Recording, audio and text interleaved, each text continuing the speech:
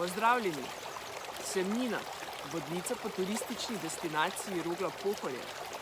Moja Slovenija je najboljša sestavljanka različnih priložnosti.